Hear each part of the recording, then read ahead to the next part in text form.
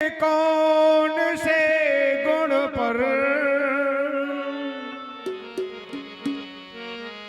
न जाने कौन से गुण पर दयानिधि रीझ जाते हैं। न जाने कौन से गुण पर दयानिधि रीझ जाते हैं।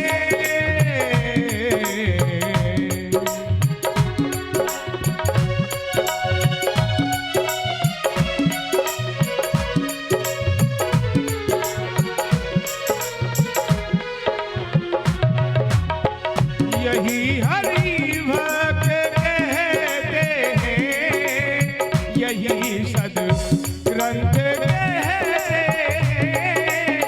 यही हरि भक्त कहते हैं, यही सद ग्रंथ कहते हैं। न जाने कौन से गुण पर दयानिधि रीझ जाते हैं।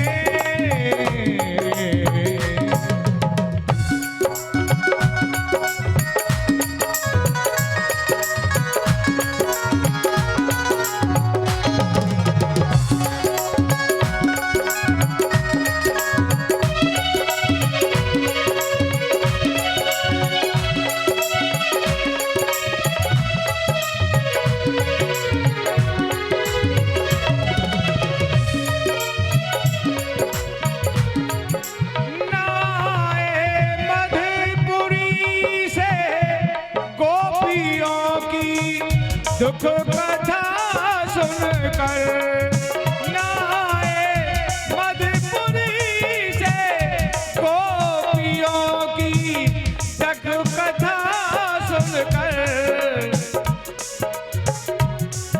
द्रौपदी के बुलाने से द्रौपदी के बुलाने से द्वारका से दौड़ न जाने कौन से गुण पर दयानिधि रीझ जाते हैं।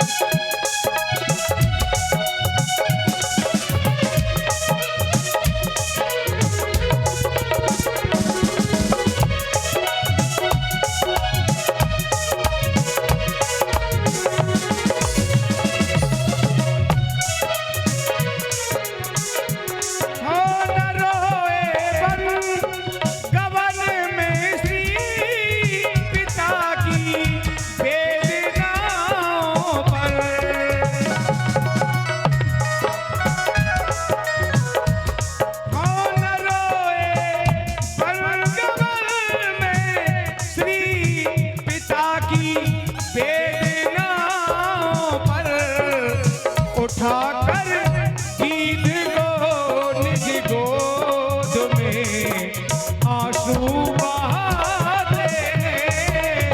उठाकर गीत को निज गोद में आंसू बहाते हैं। न जाने कौन से गुण पर दयानिधि रीझ जाते हैं।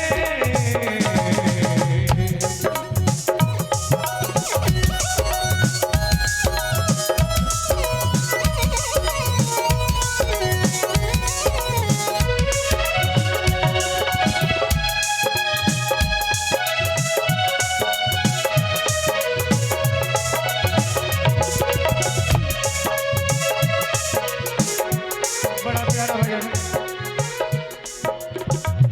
भगवान न जाने किस गुण पर रीझाते हैं। नहीं स्वीकार करते हैं निमंत्रण नृप दुर्योधन का।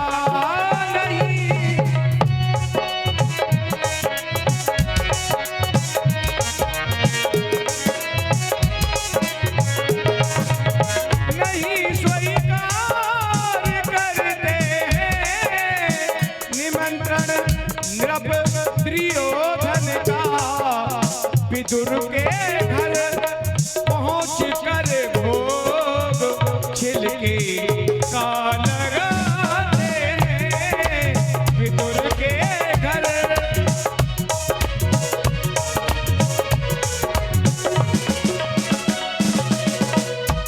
हो न जाने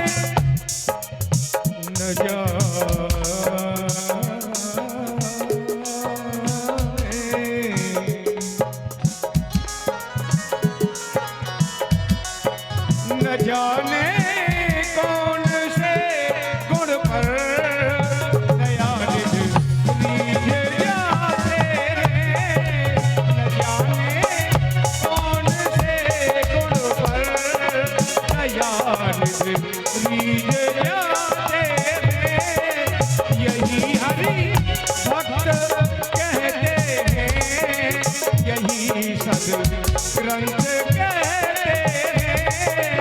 न जाने कौन से गुण पर दयानिधि रीझ जाते हैं। दयानिधि रीझ जाते हैं। दयानिधि रीझ जाते हैं। बोलिए भक्तवत्सल भगवान की। महाराज सबरी को हजारों वर्ष तक बस एक ही लगन, रोजाना रास्ता साफ करती, झाड़ू लगाती, फूल बिछाती। आज भी नहीं आए ठाकुर जी, आज भी नहीं आए। इतने अटल विश्वास के साथ में जिंदगी भर उसने सेवा की महाराज। तो ताए गे दे गति राम उदारा, शिवरी के आश्रम पगधारा। पूछत राम पूछत राम कहाँ मेरी शबरी, पूछत राम। इतना ही ठीक है। राम जी पूछ रहे हैं मेरी शबरी माँ कहाँ है, कहाँ है मेरी माँ। संत महात्मा फूलों की माला लेकर के, आरती लेकर के, थाली लेकर के खड़े हैं। भगवान आ रहे हैं, लेकिन भगवान किसी की तरफ ध्यान ही नहीं देखते। बोले क्यों? क्योंकि भगवान तो भाव और भक्ति के भूखे हैं। संतों के हृदय में ये जातिवाद, द्वेष था, ऊंच नीच का विचार था। भगवान नहीं गए और डायरेक्ट बोले मेरी माँ सबरी कहाँ है, सबरी कहाँ है। इधर सबरी बोल बोल कागा मेरे राम कब आएंगे, बोल बोल कागा। ज्यादा भजन अच्छे ना लगे तो अभी हो गया ये। तो बोल बोल कागा मेरे राम कब आएंगे, हो शिवरी के। महाराज काक को देख करके कहते अरे कोआ कब आएंगे मेरे राम, मेरे मैं उनके लिए बेर रख करके, बेल राई हूँ रख करके, कब पाएंगे मेरा। रोजाना आंसू बहा रही हैं। बुढ़ापा छा गया महाराज।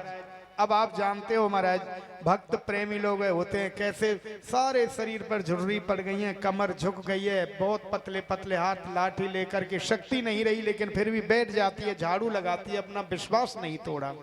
तो महाराज उसी समय जैसे ही महात्मा लोग खड़े थे, बोले मेरी सबरी माँ कहाँ है, सबरी माँ कहाँ है। बस महाराज ताई दे गति राम उदारा, ताई दे गति राम उदारा, हो सबरी के आश्रम पगधारा, सबरी के आश्रम पगधारा, हो सबरी के आश्रम पगधारा, हो सबरी के आश्रम पगधारा। शिवरी के आश्रम पर ठाकुर जी आए। अब तो शिवरी बोली मैं चुप करके बैठ जाऊं, क्योंकि मेरा कुरूप है। भगवान मुझे देखेंगे या नहीं देखेंगे, देखना पसंद करेंगे या नहीं करेंगे, एक तरफ छुप करके बैठ जाती हूँ। राम जी आएंगे, आश्रम में चले जाएंगे और मेरे आश्रम में आ जाएंगे तो यहीं से मेरा कल्याण हो जाएगा, मेरे दर्शन कर लूंगी। फिर अरे कहीं राम जी आए और कहीं उनको भूख लगी होगी तो मैं कहाँ से। देखो मेरे सज्जनों, भगवान के घर, आप अपने घर में गोपाल जी रखते हैं ना, ठाकुर जी रखते हैं। पूजा करने का सीधा सा अर्थ यह है, जैसे हमारे छोटे नन्हे बच्चे, गोदी का बच्चा है, उसे बिना कुछ मांगे ही हम के भूख लग रही है, प्यास लग रही होगी, समय समय पर हम अपने बच्चे की देखभाल करते हैं। ऐसे ही मेरे गोविंद की, मेरे गोपाल की पूजा आप सब लोगों को करनी चाहिए समय समय पर। अब ये नहीं है कि मान लीजिए आप भोजन बना दिया, स्नान नहीं किए हैं, तो भोजन बन गया हो तो निकाल करके रख दो, स्नान करने के बाद में पूजा करेंगे तो भोग लगा देंगे, लेकिन अपना भोग पवित्र हो जाएगा। ठाकुर जी हमारे भोजन के भूखे नहीं है, केवल श्रद्धा भाव के भूखे हैं। सबरी रोजाना ला रही है, बोले मेरे राम जी कब आएंगे कब आएंगे, आ गए हैं ठाकुर जी परमात्मा। अब सबरी छुप करके बैठी है, लेकिन ठाकुर जी बोले, लक्ष्मण भैया बोले भगवान एक बात बताओ, तुम कह रहे थे मेरी बड़ी अच्छी भक्त है, बड़ी अच्छी भक्त है, तो बताओ कहाँ है? जितने महात्मा हैं सबको तो आप फल फूल लेकर के खड़े थे, छोड़ के चले आए, और भक्त के पास में आए, वो भक्त भी नजर। बोले मेरी सबरी कहाँ है, मेरी माँ कहाँ है? माँ सबरी, बस ऐसे ठाकुर जी ने हाथ लगाए। अब परमात्मा माँ कह करके बुलाए, कौन ऐसी माँ है जो अपने बच्चे की या अपने बालक की आवाज सुन करके? इतने में सबरी गिड़गिड़ाती हुई, कांपती हुई और भगवान के चरणों में गिर गई। बोलिए भक्तवत्सल भगवान की जय हो।